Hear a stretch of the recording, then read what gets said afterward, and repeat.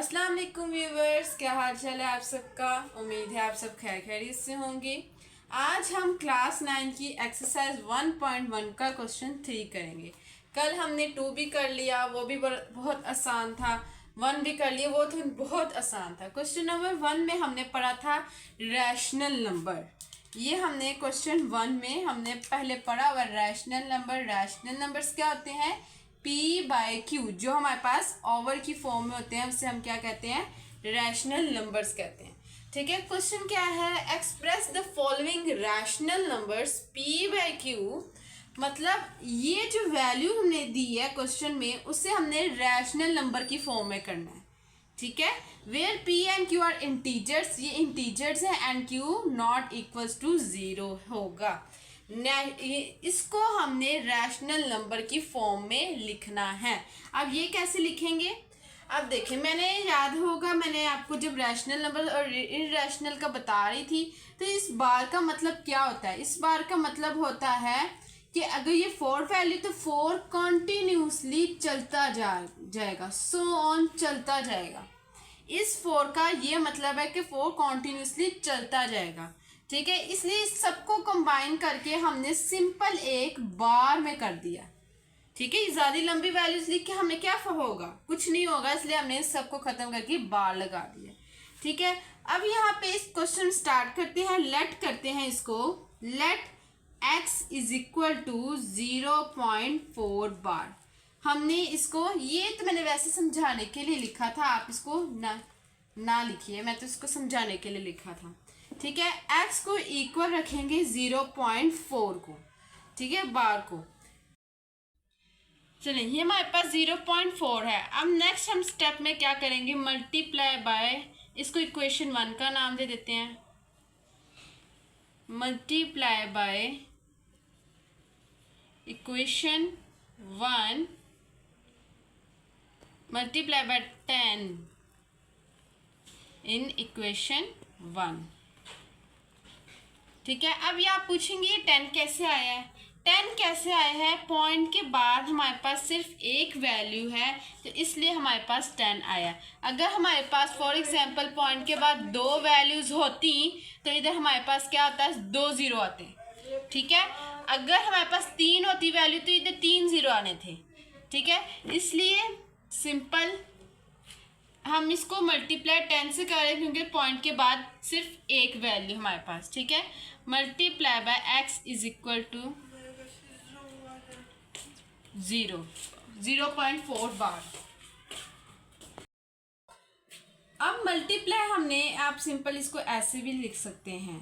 ठीक है, 10 को मैंने इससे भी मल्टीप्लाई करना है और 10 को इससे भी मल्टीप्लाई करना है, तो 10x is equal to 10 multiply by 0.4।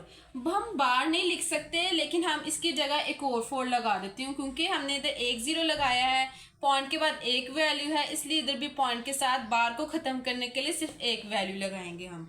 ठीक है, आप कैलकुलेटर पे इसको सॉल्व करें तो हमारे पास क्या आंसर आता है? 4.44। ठीक है, यहाँ पे आंसर हमारे पास क्या आता है? 4.44। इसको मैं इक्वेशन 2 का नाम दे देती हूँ।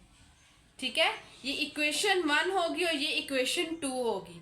अब इन दोनों इक्वेशन को हम सब्ट्रैक्ट करेंगे। Subtract equation 1 and 2। अब हम सब्ट्रैक्ट करेंगे। सब्ट्रैक्ट कैसे करेंगे? इसकी x वाली वैल्यू और इसकी x वाली वैल्यू को एक साथ लिख देंगे और बाकियों को हम एक साथ लिख देंगे। x minus 10x। ठीक है, आप इसको पहले आप बड़ी वाली वैल्यू को लिख देते हैं क्योंकि हम सब्ट्रैक्ट करेंगे x माइनस x। ठीक है, x वाली वैल्यूज को एक साथ कर लिया, अब ये वाली वैल्यूज को हम एक साथ कर लेंगे।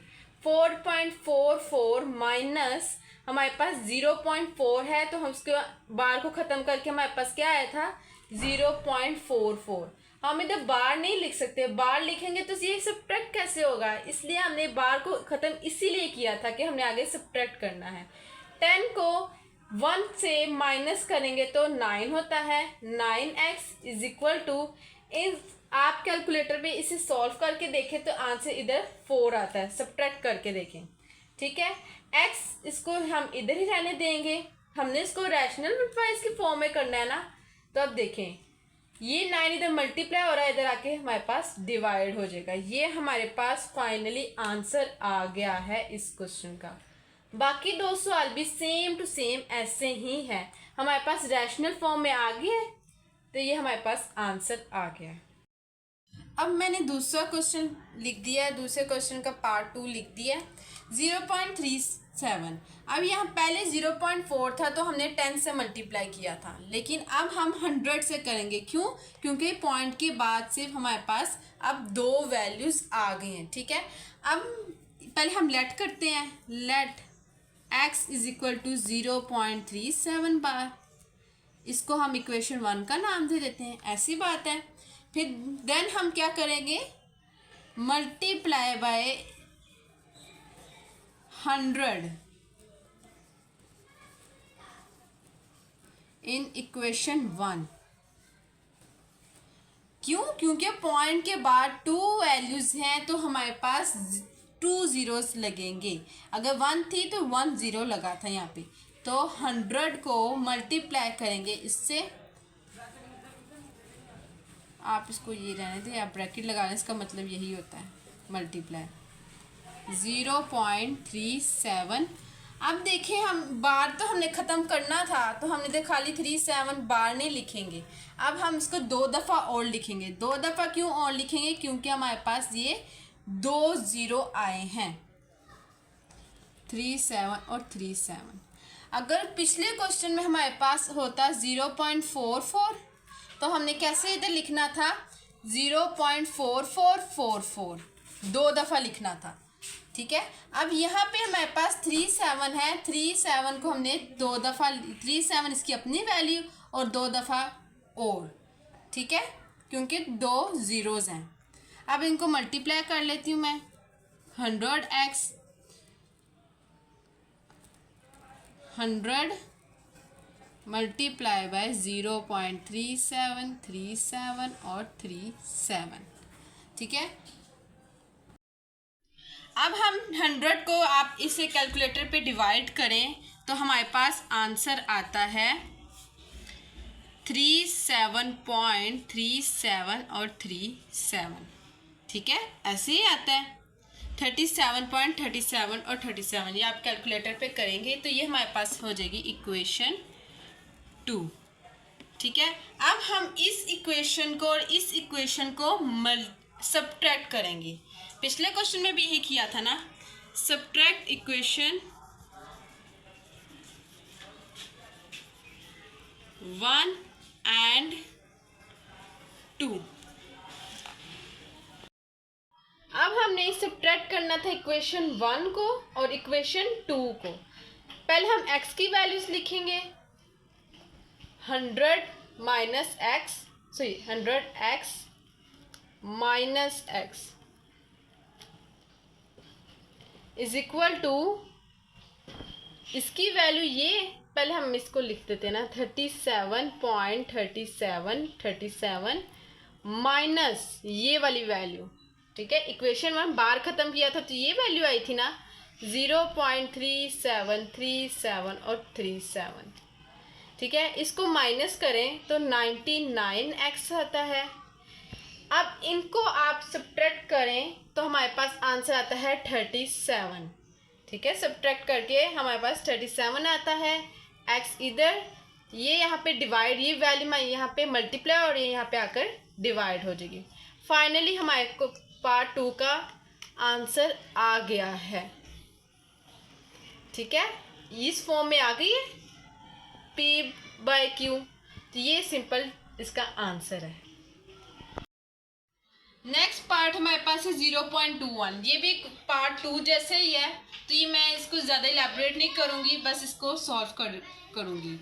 इसको लेट करूँगी, x इज इक्वल टू 0.21 बार, ये इक्वेशन 1 होगी। मल्टीप्लाई करेंगे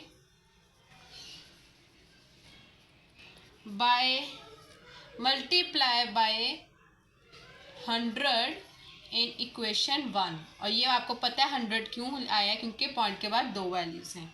अब 100 से मल्टीप्लाई करना है, x इज इक्वल टू 0.21, इस बार को ख़त्म करना है और पॉइंट के बाद 2 वैल्यूज़ हैं, तो इसका मतलब ये है कि 21 2 दफ़ा आएगा। ठीक है, अब 100 को मल्टीप्लाई करूँगी, 100x is equal to 100 multiply by 0.212121। ठीक है, 100x उसको कैलकुलेटर पे डिवाइड मल्टीप्लाई करें तो हमारे पास आता है 21.2121। ठीक है, 2121, ये हमारे पास इक्वेशन 2 है। और उसके बाद सब्ट्रैक्ट करना है, ये माइनस खाली लिख रहे हैं। ठीक है, इक्वेशन 1 एंड 2। ठीक है, इसको एंड को मैं खाली ऐसे लिख देती, ये एंड है। माई सब्ट्रैक्ट इक्वेशन 1 एंड 2, तो इसको सब्ट्रैक्ट करूँगी मैं। सब्ट्रैक्ट में हमने इसको करना है और इसको करना है। पहले बड़ी वैल्यू लिख लेती हूँ मैं, 100x minus x is equal to, अब ये वाली वैल्यूज पहले लिखूँगी 21.2121 माइनस ये बार वाली ख़त्म करके ये वाली वैल्यू आई थी ना 0. ये स्पेस मेरे पास कम है इसलिए मैं इधर लिख रही हूँ, सॉरी फॉर डैट। ठीक है, इसको माइनस करें, x वाली वैल्यूज को माइनस करें तो हमारे पास आता है 99x इज इक्वल टू, जब आप इन दोनों को सब्ट्रैक्ट करेंगे तो हमारे पास आएगा 21। ठीक है, जब इसको सब्ट्रैक्ट करेंगे 21 आएगा, ये x के साथ ये मल्टीप्लाई हो रहा है, ये आकर नीचे आके डिवाइड हो जाएगा। फाइनली हमारे पास सिंपल ये आंसर आ गया है रैशनल नंबर की फॉर्म में। ठीक है, अगर आपको जिस स्टेप की जहाँ से समझ ना आई आप मुझसे कमेंट में पूछ सकते हैं, मैं इंशाल्लाह आपको इसका जवाब ज़रूर दूंगी। अगर आपको ये वीडियो अच्छी लगी होगी तो इस चैनल को सब्सक्राइब करें, लाइक करें, शेयर करें, कमेंट करें। अपना और अपनी फैमिली का बहुत ज़्यादा ख्याल रखिएगा। मिलते हैं एक नई वीडियो के साथ। खुदा हाफिज़।